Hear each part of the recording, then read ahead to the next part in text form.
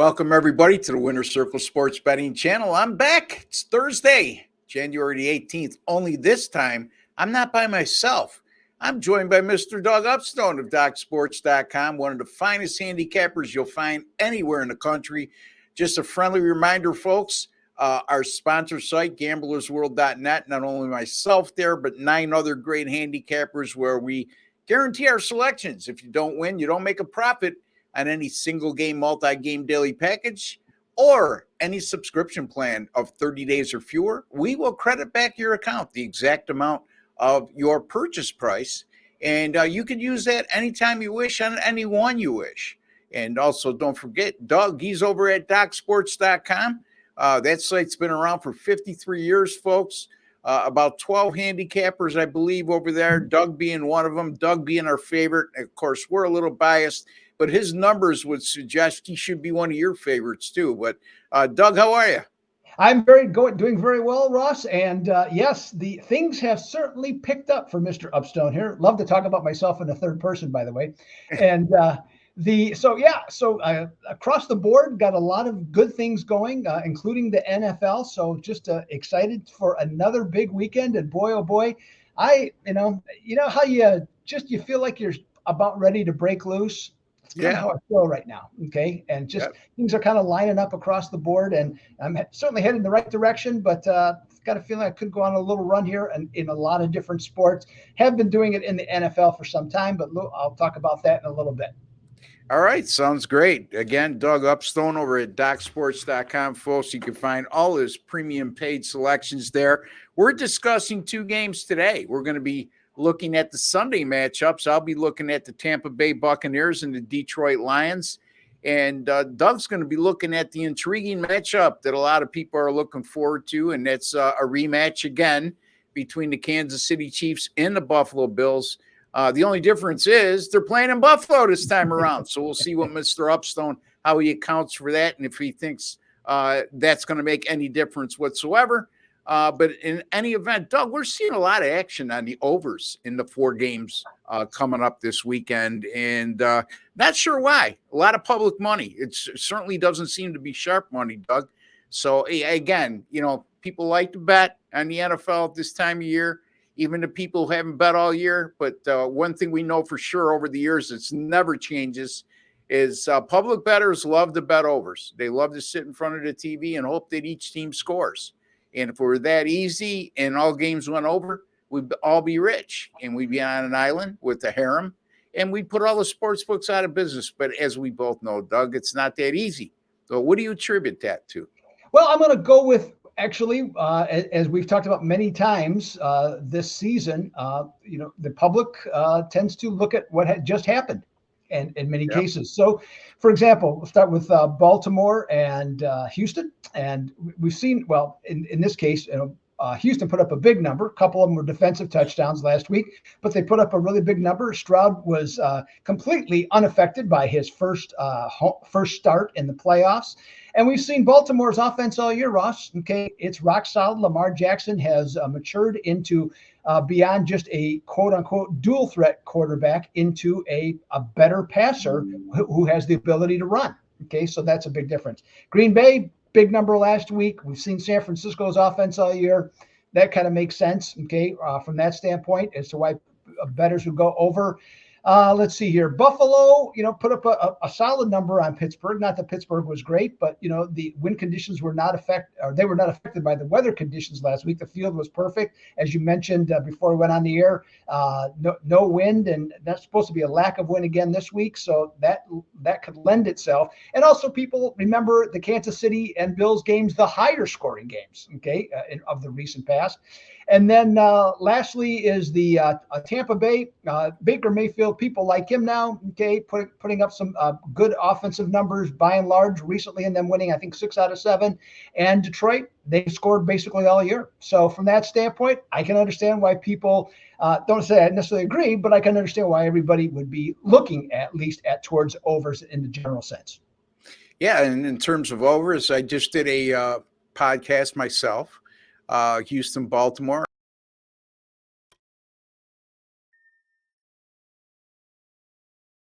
and I gave out a total. So you want to check that out over at Gamblers World, or excuse me, at the Winner's Circle Sports Betting channel.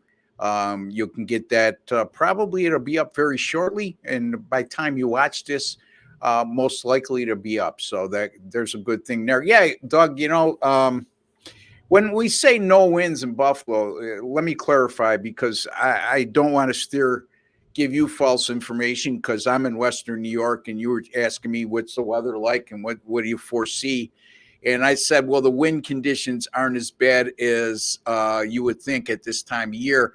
It's common ground at this time of year. You're going to get anywhere from 10 to 15 mile an hour winds on average at a Bills home game. Now, last week, if they would have played the game on Sunday, there was 25 to 30 mile an hour winds and gusts of up to 60 miles an hour. That just about says that there's 2 quarters of the game on offense that you're not going to be able to throw the ball. And if you do, it's going to be short stuff, and it's going to be probably ineffective. With all that said, and teams are going to lean on the run game. But as we saw when they played on Monday, the wind conditions died down. Mason Rudolph wasn't too bad. Josh Allen was very good, and it puts on a whole different spin. And you got 2 cold weather teams too, and you got 2 quarterbacks that are used to playing in these types of conditions. I shouldn't say used to, but they have more experience in these types of conditions than the majority of the rest. But I don't want to steal your thunder. Let's get into that game. Right now, the Bills, as we speak, are a 2.5-point favorite. This line the total opened at 46.5. You had mentioned off air, you saw it as low as 43.5, and it's back up to 45.5. But it doesn't matter what I think on this one right now. It matters what you think. Well, in this one, well, first of all, I'll just start off by saying, I put this shirt on and I thought, oh, geez, I'm wearing a red shirt. I'm doing a game with Ross, with him being a Buffalo fan. And I thought, you know what? I said, yeah, you know what? I'll just leave it on. And besides, if Ross doesn't like it, all the better. I like to annoy Ross every now and again. So it's good for his health, and it's good for my health as well. It's an easy chore for anybody to do. Anyway, go ahead, Doug. So as you mentioned, this is going to be a fascinating game.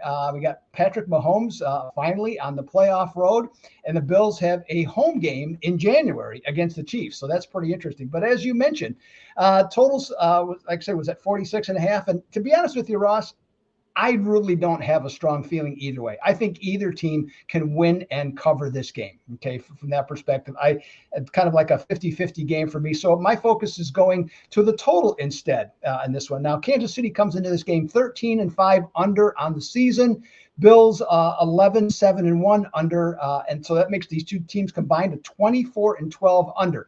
Now, after a few higher scoring games in recent years, okay, which saw some big outcomes, the last 2 skirmishes have both fallen below the number. From that standpoint, I'm looking at the Chiefs on the road this season. Their closing number ended up being on average 43.7 points per game, and the average score of those games was 39 points. Bills home games closed at 46 points and the average score that was produced in those games was 44. Now, nobody in the NFL has run the ball as much as the Buffalo Bills have since week 11. Okay. This has become their established pattern of play, and they're using then the passing game to run off of it.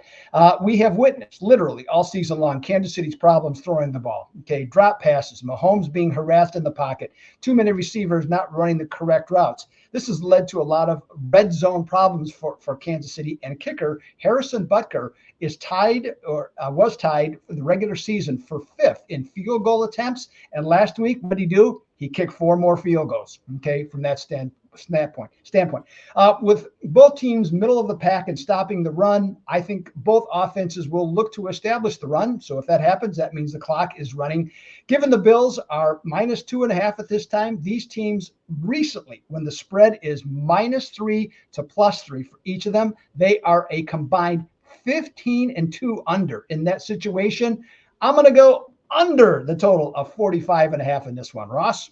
Buffalo, Kansas City under the total 45.5. And Doug, you could be wearing a Kansas City jersey right now, and you're not going to annoy me, man. You're my buddy, and I know you're professional and objective. And I try to be as much as possible when I discuss games involving the Bills, but it's very difficult. However, here's the facts. The Buffalo Bills are banged up defensively right now, but that hasn't seemed to affect them. I mean, these depth players that they plugged in. Look, AJ Klein comes in off the street last week. Was forced into action because they lost two of their linebackers to injury. And then they had to play with Dorian Williams, a rookie, beside at linebacker. And A.J. Klein led the team in tackles last week. I mean, it's just, well, A.J. Klein's been in the system, so let's not get carried away there. He just didn't literally come off the street and go into a new defense. He's been with the Bills on and off for the last few seasons, and he's fully aware what Sean McDermott's defense entails. So, in any event, and then Rasul Douglas he is practicing right now, so that's a big boost for them.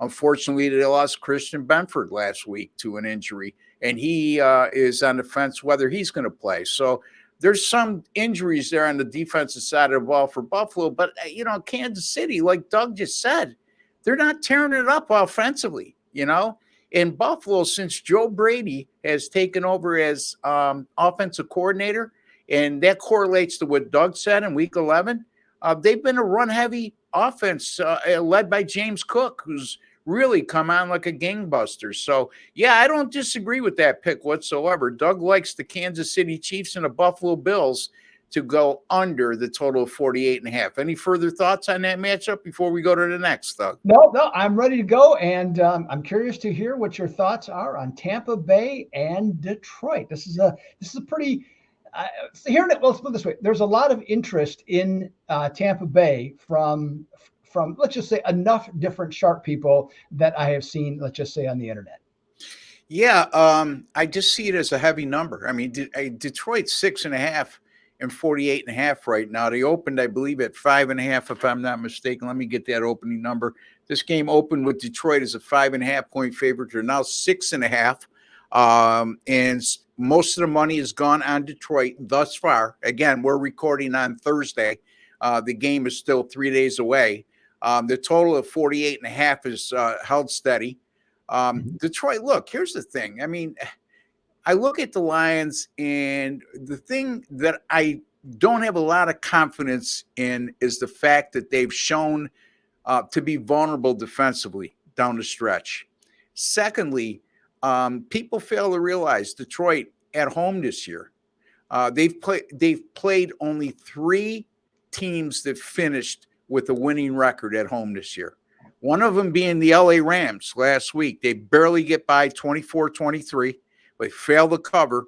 And the other 2 games were against Seattle and against Green Bay. And they lost both of those games as a favorite. So this is a team against opponents that finished with a winning record during the regular season. It's gone 1-2 straight up and 0-3 against the spread. Also, their defense, like I just alluded to, they've been vulnerable for most of the year, and especially of late. And especially against the pass, Doug. Their last 3 games, they've allowed 346 yards per game in the air, and opposing quarterbacks have averaged 8.8 yards per passing attempt, which is an extraordinarily high number, and especially so against a playoff caliber team like Detroit.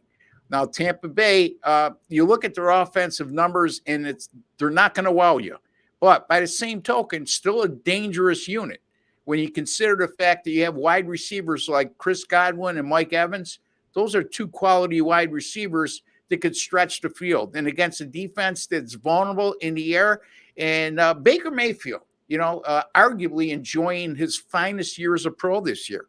I was looking last week, and when I was comparing his numbers to Jalen Hurts, who got a lot of attention for possible MVP voting early in the year, and Mayfield's had a better year than even Jalen Hurts. Now, that's not a lot to be said after we saw Jalen Hurts and his performances down the stretch, but having said that, Mayfield is enjoying a pretty good year. And the Tampa Bay defense, by the way, folks, not bad. I mean, they don't get a lot of notoriety. They do give up their fair share of yards. But it's a bend but not break type of defense that allows just 18.6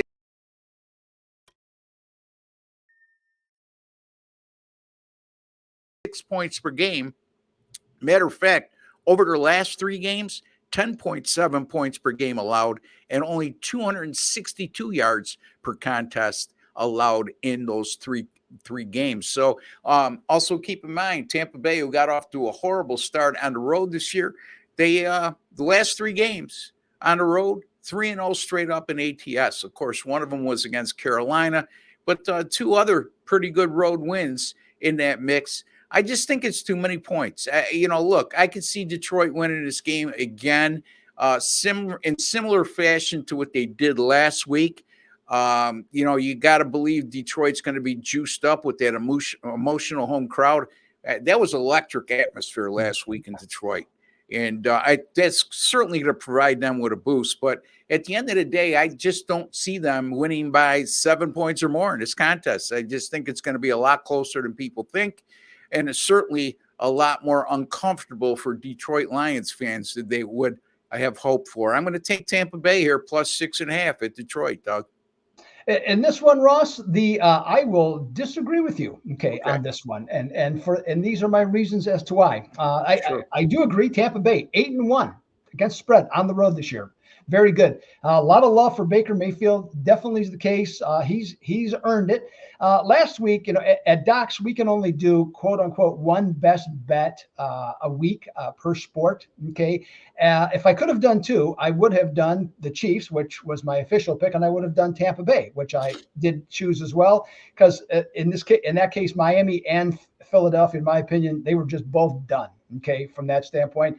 So I look at nice win for Tampa Bay against Philadelphia, but I look at their previous 2 games. Okay, they went to New Orleans with a chance, or they had a home game, against New Orleans with a chance to win the division. What did they do? Lose. Okay, lost the game.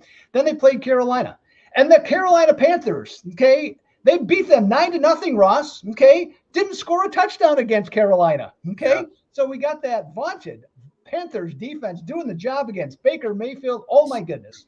Well, to me, Detroit, all the pressure is off them right now. Last week, they finally got a playoff game. They finally got a playoff home game. And yes, it was tight. And I did have the Rams, but I thought there'd be a lot of pressure on them. And they basically held up, at least to win the game. They get a bonus because of the Dallas upset. They get another home game. And right now, there's no question that defense is susceptible, especially the pass defense, to giving up yardage, from that standpoint. But I do notice at the same time is the Detroit pass rush was really started off great, got real mediocre in the middle of the season, but has picked up again. And I think that's going to be a key factor in getting after Mayfield in this one. Tampa Bay will definitely try to do the same thing they did against Philadelphia, which is lots of blitzing to try and get Jared Goff off target here. But the thing is, Goff has Laporta, as an outlet, and then he also has, depending on who's in the game, Montgomery or Gibbs for outlets. So to me, I get what you're saying, Ross, and there's a lot of people that agree with you from that standpoint. But with this game under 7, I just think Detroit's going to come in here. I think they're going to get the job done. It might be late, kicking a field goal to put it away, but I think they're going to end up winning by 10. So I'm going to take Detroit minus 6.5. But as Ross always says in this instance, the official pick is his because he talked first. So we're going to go with that one here. All right. So Doug disagrees with me, and that's okay. We've done that on several occasions this year. And, it seems like half the time he's right and half the time I'm right. So you never know. But I'm going to stick with my pick here. And that's our official pick on this game. I'm going to go with the Tampa Bay Buccaneers plus the 6.5 against Detroit. And Doug Upstone likes the Kansas City Chiefs and the Buffalo Bills under the total of 45.5. Those are our 2 official picks in the NFL playoffs on Sunday. Really looking forward to both of those matchups. And hopefully you follow our advice, folks, and you make a little money with us because we've been doing awfully well, me and Mr. Upstone, over our last few podcasts. Anyway, Doug, tell the folks a little bit what you have in store this week, how you've been doing of late, or anything else of a promotional nature you would want to share with the audience. Well, I certainly will. I will tell everybody the last 2 weeks in the NFL, I have gone 6-0, 2 3-0 sweeps. So that has been outstanding from that standpoint. and looking to continue it this week. Best bets, I'm on a run of 78.5% since week 3 that has generated over $4,900 of profit based on Doc's units. So looking to keep that rolling. And I got a 7-unit best bet going this weekend for the divisional games, plus one other pick. So that's available at the Doug Upstone page at Doc Sports. Turns hockey, I actually have a hockey play tonight, as a matter of fact, on Thursday, if you happen to see this. I'm 6-1 in my most recent best bets, and I got a 7-unit banger ready to go right in there. Last night, hit a 7-unit best bet and the under with Miami and Toronto. And so that takes me to 9-3 in the NBA on recent picks. And so I'll have some action for sure this upcoming weekend there, along with NFL props, where I'm hitting, 74% on NFL props. So I got 2 days to make some selections, and I definitely will. And props in general, okay, doing very well, up nearly $3,000 since late October on that. And hey, even got a nice winning day. College basketball, as I mentioned on Monday, not great, but I've had a couple of winning days since, modest. Okay, but still winning days. So got to feel, as I said, you know what? Sometimes you get a feeling where things are going to go your way. I think things are definitely going to go my way. It's going to continue this weekend as well. Ross, what do you have on tap?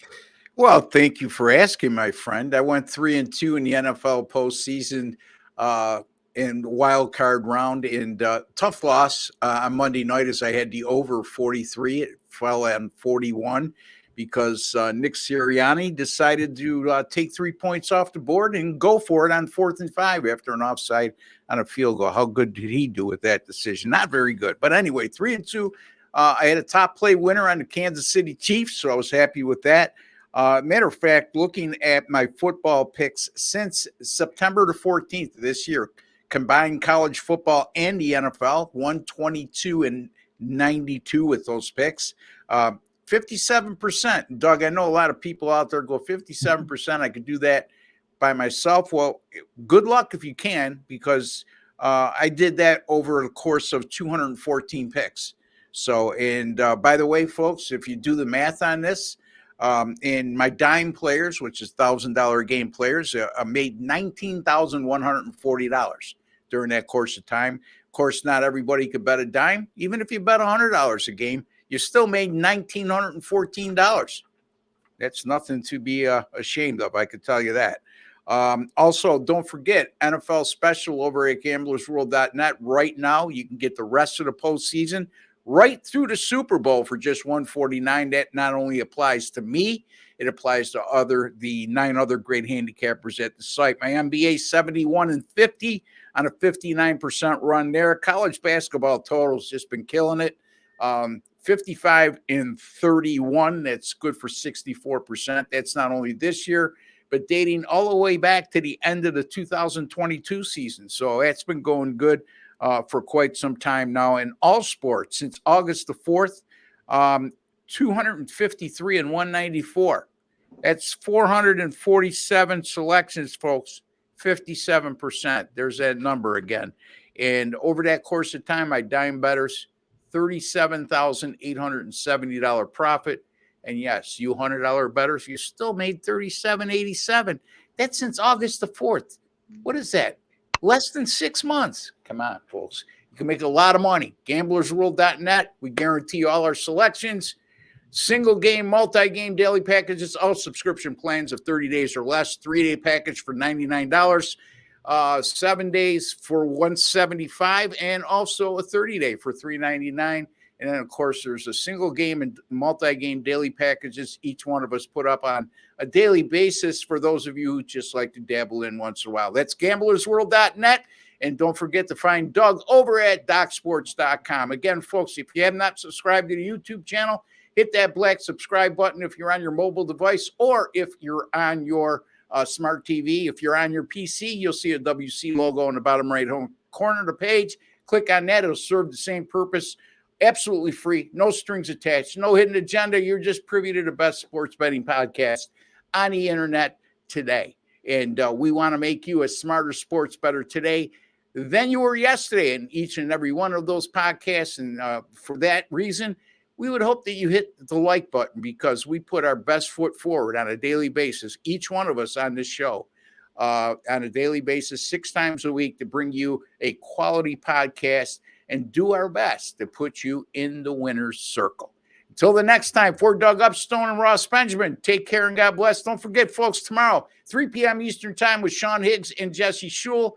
We'll be doing our live show. Tune into that with all your questions and comments. Take care and God bless, folks.